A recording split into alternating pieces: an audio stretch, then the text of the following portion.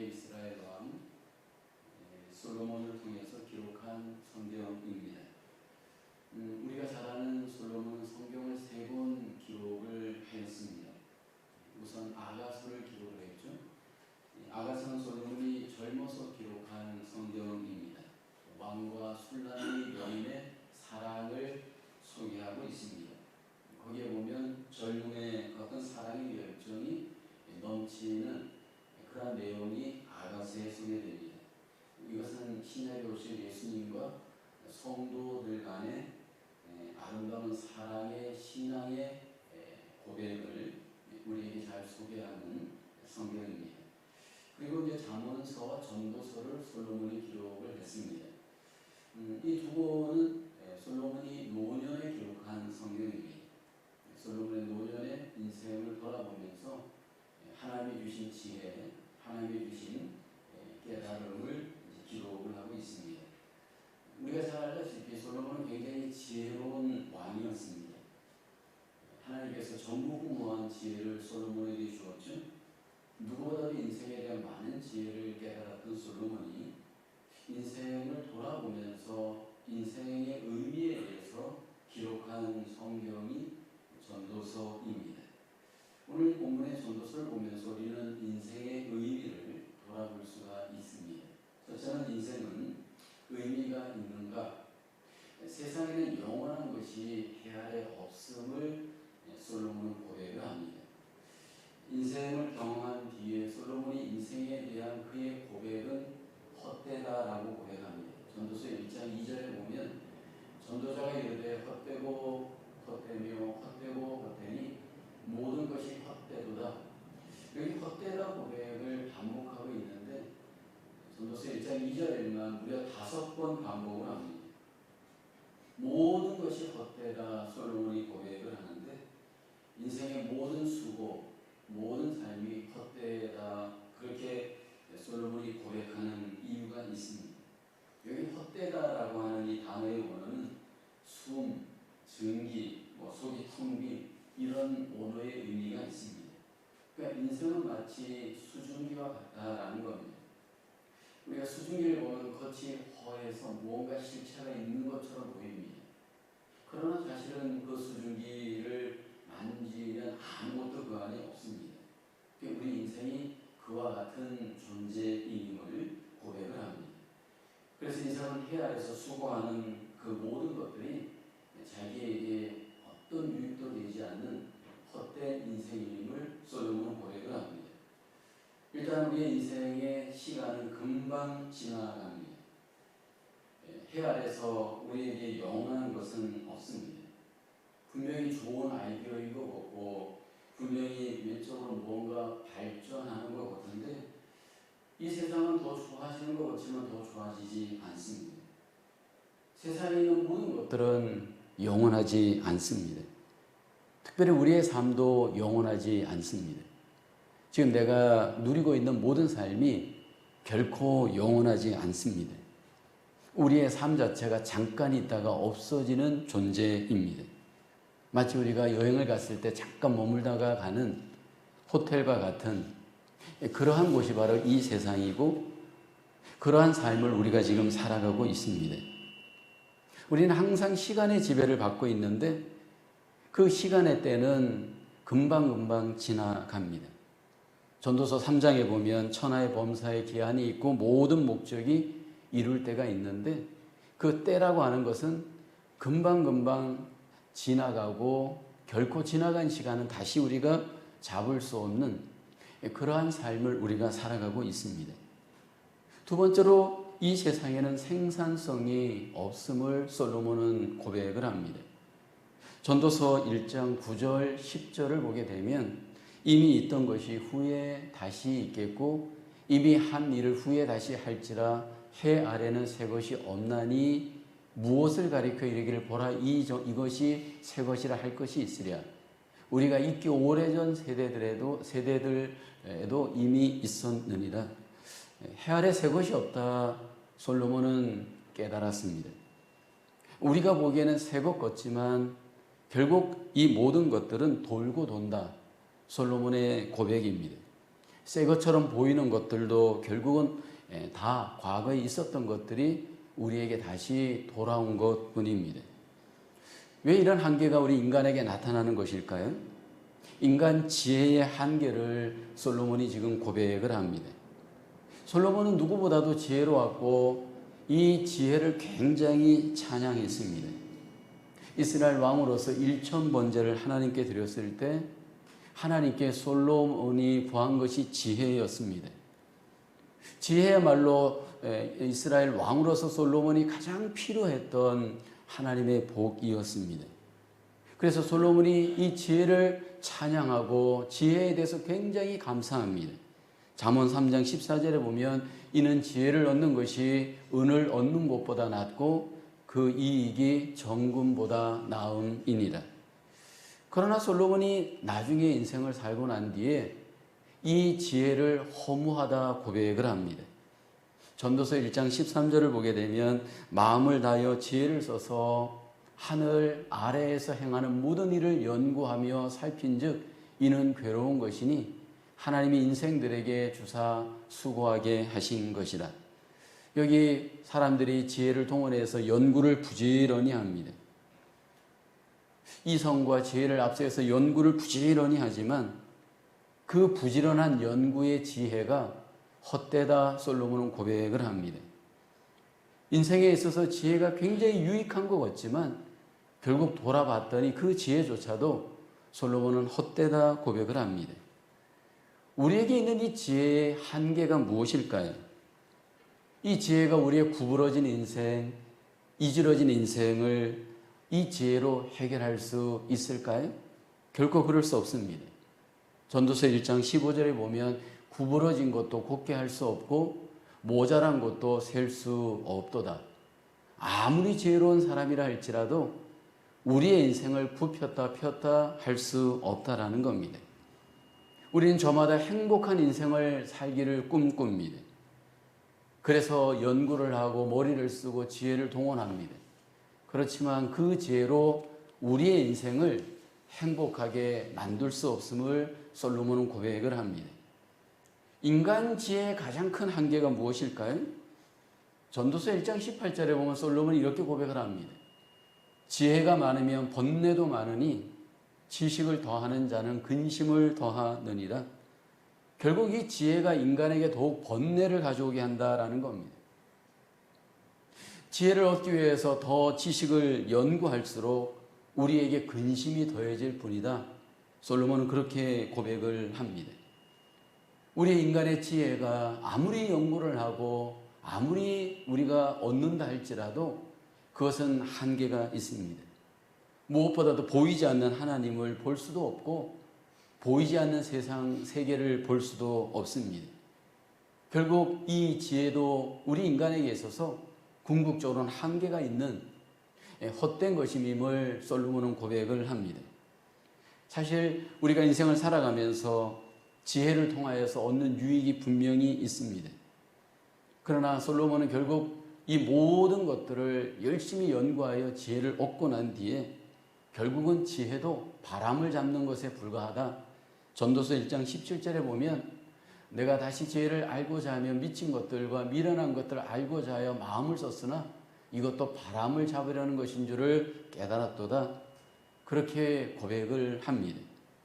우리 인생에 있어서 허무하지 않는 지혜, 영원한 지혜, 궁극적인 지혜, 과연 우리는 얻을 수 있고 누릴 수 있을까요? 솔로몬이 누리지 못하였던 그 지혜, 허무했던 그 지혜, 한계가 있었던 그 지혜를 오늘 우리는 정말 얻을 수 있고 알 수 있고 누릴 수 있을까요? 하나님이 예수 그리스도를 통해 우리에게 하늘의 지혜를 허락해 주었습니다. 하나님의 지혜이신 예수님을 내가 마음에 믿고 예수 그리스도를 내 마음속에 소망으로 삼을 때 우리 속에 목마르지 않고 허무하지 않는 그러한 지혜를 우리가 얻고 누리게 되어지는 줄로 믿습니다. 예수 그리스도 안에서 하나님이 주신 참 지혜자이신 예수님, 그리고 그 지혜자이신 예수님의 통치를 받을 때 결국 오늘 우리의 삶은 궁극적인 참 지혜의 만족을 얻고 누리게 되어지는 줄로 믿습니다. 오늘 여러분에게 던지는 첫 번째 퀘스천입니다. 그리스도를 향한 믿음은 시련을 겪을 때 어떤 도움이 됩니까? 여러분, 우리가 이 땅에서 믿음 생활하지만 시련을 반드시 겪습니다. 근데 지혜자이신 예수 그리스도로 말미암아 시련을 겪을 때 여러분, 그 시련이 우리에게 분명히 도움이 됩니다. 참 지혜자이신 예수님께서 우리에게 시련을 겪을 때 우리를 어떻게 여러분 유익하게 하십니까? 예수 그리스도가 우리 안에 있는 분들, 참 지혜자이신 예수님이 있는 자들은 시련을 통해서 결국 더 하나님 앞에 우리 자신들이 연단되어짐으로 더 온전하게 되어지는 것을 우리는 경험하게 되어집니다. 그래서 예수 그리스도를 믿는 참 지혜의 사람들은 어떤 상황 속에서도 어떤 불행과 고통 속에서도 하나님께서 참 지혜자신 예수님을 통해서 우리를 연단시켜서 더 온전하게 만들어 주시고 그로 인하여서 하나님 앞에 참 지혜의 사람으로 승리할 수 있도록 우리에게 은혜와 복으로 함께해 주시는 줄로 믿습니다. 두 번째로, 세상에 선과 정의가 있습니까? 솔로몬이 이 전도서를 통해서 두 번째 이 질문에 대한 깨달음을 그는 하나님 앞에 얻기를 소원하고 구했습니다. 전도서 3장 16절을 보면 또 내가 해 아래서 보건대 재판하는 곳 거기에도 악이 있고 정의를 행하는 곳 거기에도 악이 있도다. 이 정의의 문제는 솔로몬의 고민이었고 오늘 우리가 맞닥뜨리는 문제입니다. 여러분, 세상의 모든 일이 우리는 바르게 정의롭게 되어지기를 소망합니다. 솔로몬도 정의로움을 구했지만 그러나 현실 속에서 발견한 것은 사악한 뿐이었습니다.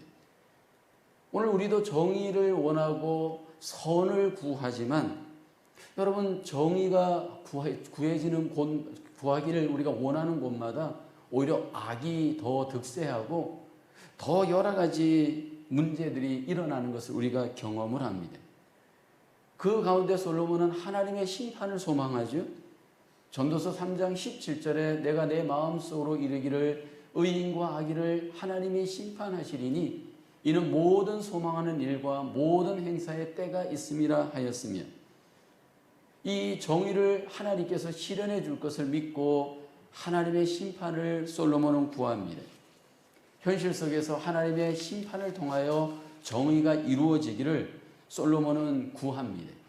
그렇지만 현실 속의 삶은 우리가 기대했던 현실이 아닌 불의한 현실이 나타나는데 그 불의한 현실의 가장 핵심 속에는 사람들이 학대하고 정의를 굽게 하는 모습입니다. 전도서 4장 1절에 보면 내가 다시 해 아래서 행하는 모든 학대를 살펴보았도다. 보라, 학대받는 자들의 눈물이로다. 그들에게 위로자가 없도다. 그들을 학대하는 자들의 손에는 권세가 있으나 그들에게는 위로자가 없도다. 이 불의한 세상에 학대의 문제가 솔로몬에게 있어서 고민이었습니다. 권세를 이용해서 사람들이 학대합니다. 왕이 백성들을 학대하고요. 주인이 종을 학대하고요. 부자가 가난한 자를 학대합니다. 이 학대로 인하여서 위로받을 곳이 없는 불의한 세상의 모습입니다. 우리가 살고 있는 이 세상은 이렇게 학대하는 자들이 여러분 시대마다 세기마다 얼마나 많습니까? 세계 제1차 대전 때 유대인들이 엄청난 학대를 당했죠. 1933년에서 1945년 사이에 유대인들 대학살이 있었습니다. 그때 유대인들이 약 600만 명이 학살을 당합니다. 왜 독일의 히틀러가 이렇게 유대인들을 학살했을까? 학대했을까? 겉으로 드러난 이유는 게르만 민족의 우수성을 위해서, 그래서 인종 청소를 하기 위해서 유대인들을 타겟으로 삼았다라는 겁니다. 많은 민족 중에서 왜 하필이면 유대인들을 학대했을까? 히틀러의 상처 때문이다, 그렇게 해석을 합니다.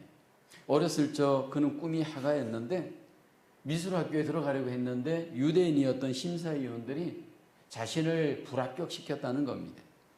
그래서 그 유대인에 대한 증오심을 갖고 그렇게 유대인들을 미워하고 학살하게 되었다라는 겁니다. 근데 사실은 여러분, 우리 죄성 안에는, 우리 안에 모두에게는 타락으로 말미암아 이 학대하고자 하는 죄성이 우리 안에 있습니다. 아담과 하와 이래 모든 인간의 내면 속에는 정의와 선을 위하기보다도 학대하는 못된 죄성이 있잖아요. 여러분, 가인이 동생 아벨을 학대했습니다. 그래서 결국은 죽여버리잖아요. 그뿐만이 아닙니다. 이스라엘, 그러니까 야곱의 12아들 중에 그 10명의 형들이 요셉을 학대하잖아요. 그래서 외국의 종으로 팔게 되어집니다.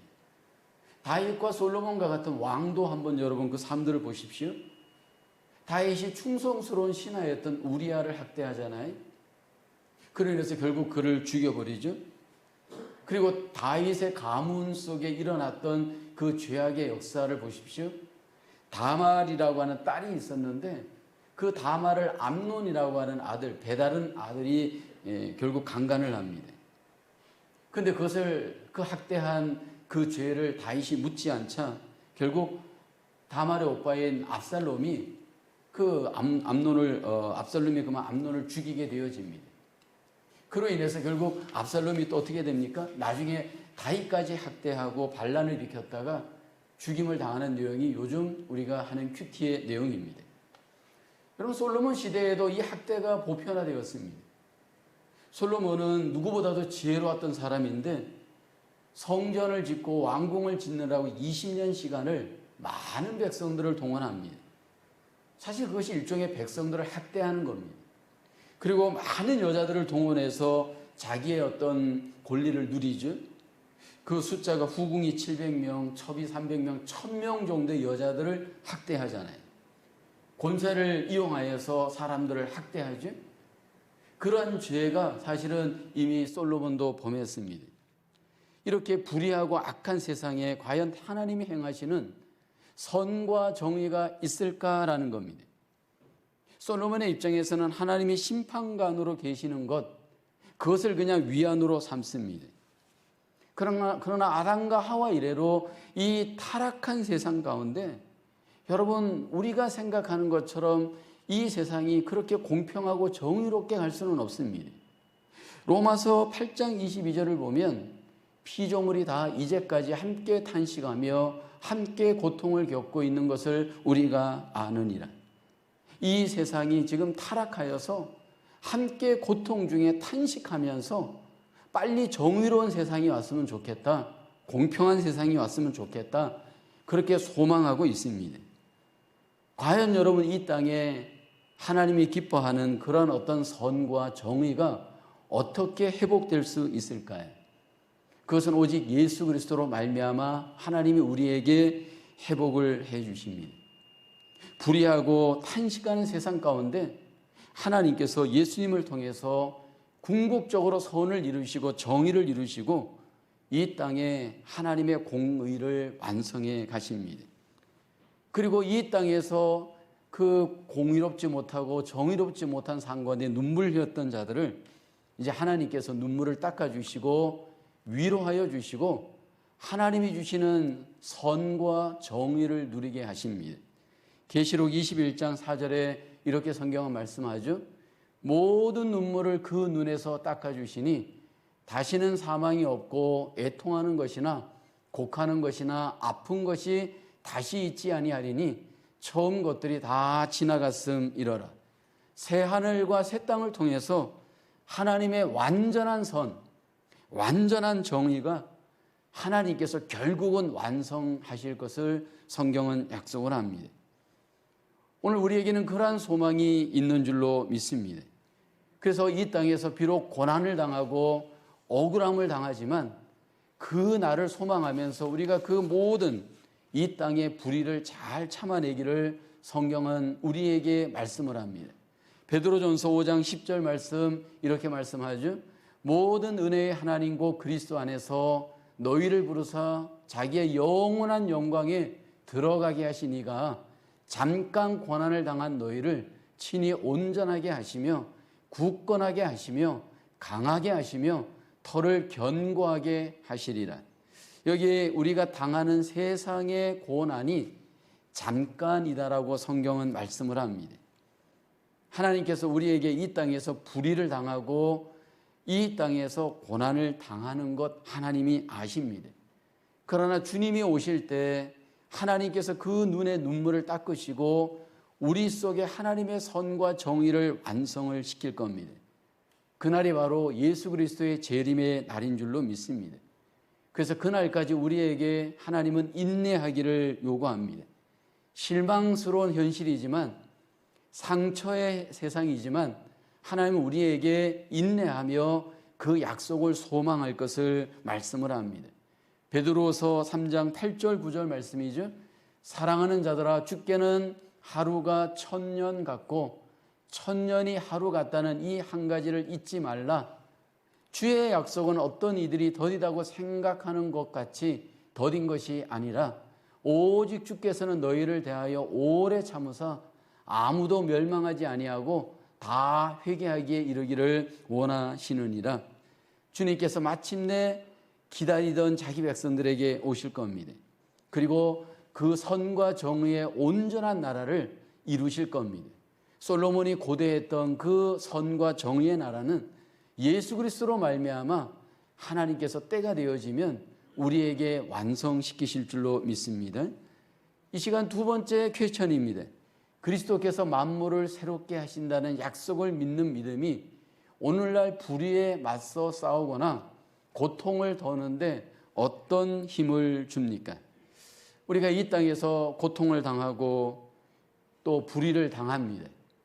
그런데 우리에게 만물을 새롭게 하시는 하나님의 나라가 약속되어진 것을 우리는 믿습니다. 여러분, 그 약속을 믿는다면 때로 우리 속에 정의롭지 못하고 여러 가지 어떤 고통이 우리에게 있을 때 어떤 힘을 주느냐 하면 인내할 수 있는 힘을 하나님이 우리에게 주시는 줄로 믿습니다. 사실 우리가 믿음 생활은 하면 할수록 더 인내가 우리에게 필요한 것을 많이 경험을 합니다.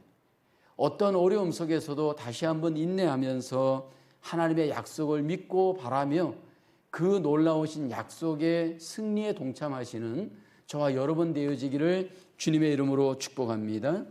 세 번째로 우리는 무엇을 위해 삽니까? 솔로몬은 이 질문을 했습니다. 오늘 13절, 14절 이렇게 말씀을 하죠. 함께 고백해 보겠습니다. 일의 결국을 다 들었으니 하나님을 경외하고 그의 명령들을 지킬지어다. 이것이 모든 사람의 본분이니라. 하나님은 모든 행위와 모든 은밀한 일을 선악간에 심판하시리라. 모든 사람은 하나님을 위해 살도록 지음을 받았습니다. 하나님께서 우리 인간을 짓고 우리 인간에게 원하시는 뜻은 하나님을 경외하는 것, 하나님을 순종하는 것, 이것이 하나님 우리 인간에게 원하는 의무 본분입니다. 그렇다면 하나님께서 우리에게 그러한 의무를 요구하는 것은 이미 우리 안에 내재되어진 하나님을 경외하고 순종할 수 있는 힘이 우리에게 있다라는 증거입니다. 그러니까 모든 인간에게는 하나님을 알 수 있는 그 지식이 인간에게 있습니다.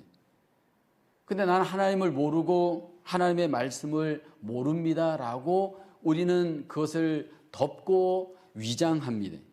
근데 성경은 그렇게 우리에게 말하지 않습니다. 우리 인간에게는 날 때부터 하나님을 알 수 있는 하나님의 그 놀라우신 지식이 우리에게 주어졌음을 말씀을 합니다. 로마서 1장 21절 23절을 보면 하나님을 알되 하나님을 영화롭게도 아니하며 감사하지도 아니하고 오히려 그 생각이 허망하여지며 미련한 마음이 어두워졌나니 말씀을 하죠. 그리고 22절에 보면 스스로 지혜 있다 하나 어리석게 되어 썩어지지 아니하는 하나님의 영광을 썩어질 사람과 새와 짐승과 기어다니는 동물 모양의 우상으로 바꾸었느니라. 하나님을 알되 하나님을 영화롭게 하지 않았다 성경은 말씀을 합니다. 하나님께서 우리에게 하나님을 알 수 있는 그 지식과 그 놀라우신 힘을 우리에게 주셨습니다. 그런데 우리가 그것을 위장하고 덮고 하나님을 알지 못하는 것, 이것이 우리 인간에게 문제인 것을 사도 바울은 우리에게 말씀을 하죠. 근데 만약에 우리가 이 하나님을 알지 않고 경외하지 않고 순종하지 않을 때 우리에게 어떤 결과가 일어날까? 오늘 솔로몬은 하나님의 심판이 있음을 우리에게 말씀을 합니다. 우리 인생의 마지막에 하나님의 심판이 있습니다. 하나님께서 우리를 심판하실 때 냉정하게 평가합니다.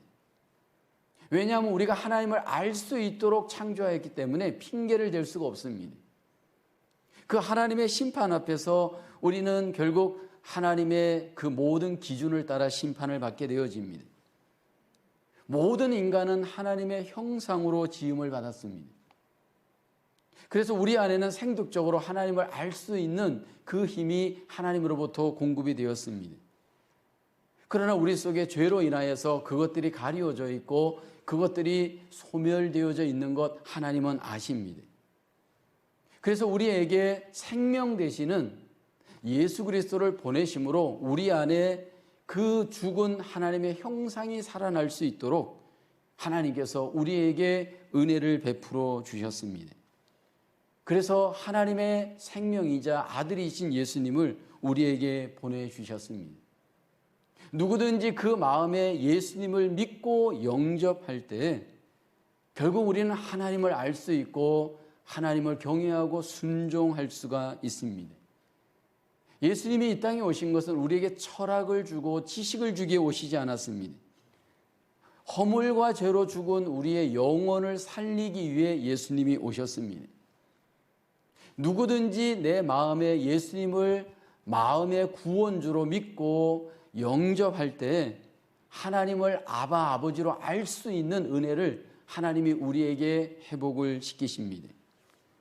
그리고 우리 안에 예수님이 믿음으로 영접되어지는 그 순간 우리에게 하나님을 경외하고 하나님을 순종할 수 있는 그 놀라운 삶을 하나님이 우리에게 가능하게 도와주십니다. 그리고 이 땅에서 우리가 예수 그리스도를 믿고 하나님을 경외하고 순종하며 살아갈 때 끝까지 우리에게 여러 가지 미혹의 요소가 있고 우리를 유혹하는 요소들이 있는데 이것들을 우리가 잘 견디고 이겨내야 됩니다. 그 중에 골로새서 2장 8절에 사도 바울은 이렇게 우리에게 강조합니다. 누가 철학과 헛된 속임수로 너희를 사로잡을까 주의하라. 이것은 사람의 전통과 세상의 초등 학문을 따르며 그리스도를 따름이 아니니라. 무엇을 위해 살아야 할까? 예수 그리스도 안에서 하나님을 위해 살지 못하도록 예수님을 따르지 않고 하나님을 따르지 못하도록 이런 어떤 헛된 철학과 지식들이 우리를 유혹할 수 있음을 성경은 말씀을 합니다. 오늘 하나님께서는 우리에게 인생을 선물로 주었습니다. 근데 그 인생을 선물로 주시면서 그 인생이 가장 의미가 있는 인생, 하나님 앞에 정말 승리하고 성공한 인생은 하나님을 경외하고 하나님을 순종하는 인생임을 우리에게 말씀을 합니다. 어떤 소유를 기준으로 세상을 기준으로 우리 인생을 하나님은 평가하지 않고 하나님을 기준으로 우리의 인생을 하나님이 평가하시는 줄로 믿습니다. 하나님의 심판 앞에 갔을 때 저와 여러분들이 예수 그리스도를 믿는 믿음 안에서 하나님을 경외하고 순종하는 삶일 때 하나님의 그 심판 앞에 우리는 자유함을 얻고 하나님의 놀라우신 은혜와 영광을 경험하게 되어질 줄로 믿습니다. 쾌천 3번입니다. 사람은 왜 사는가? 이 질문에 세상은 어떤 답을 내놓습니까? 여러 가지 답이 나올 수 있을 겁니다. 왜 삽니까? 라고 사람들에게 한번 물어보면 하나님을 기준으로 한 답을 내놓지 않을 겁니다. 대부분 이런 답을 내놓지 않나요? 행복하기 위해서 나는 삽니다. 나는 자녀를 이렇게 저렇게 잘 키우기 위해서 어린 자녀가 있는 부모들은 또 그렇게 사는 이유를 말하기도 합니다. 또 어떤 분들은 나는 그냥 살기 위해서 삽니다. 여러 가지 이유들을 이야기합니다. 만약 그리스도인 된 여러분에게 왜 삽니까? 이렇게 질문을 한다면 어떻게 대답하시겠습니까? 오늘 솔로몬은 우리에게 그 대답이 무엇인지를 잘 보여주고 있죠. 우리는 하나님을 경외하고 하나님을 순종하기 위해 살아야 될 하나님의 자녀들인 줄로 믿습니다. 하나님은 우리에게 이 세상에 왜 사는지 삶의 의미와 그 삶의 목적과 그 삶의 정의에 대해서 다시 한번 우리에게 돌아보기를 기대하십니다. 우리 인생의 의미를 하나님 안에서, 성경 안에서 우리가 발견하기를 하나님은 원합니다. 특별히 무엇이 선이고 무엇이 정의인지를 다시 한번 하나님의 기준 안에서 하나님은 우리에게 답을 구하기를 기뻐하십니다. 궁극적으로 내가 무엇을 위해 살아가야 하는지 하나님은 우리에게 하나님의 답을 갖기를 기대하십니다.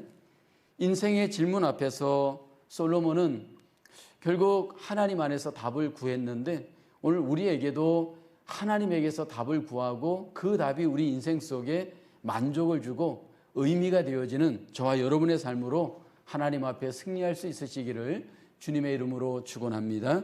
기도하겠습니다. 살아계신 하나님, 우리의 인생의 생사복을 하나님의 임의로 주관하심을 믿고 감사를 드립니다.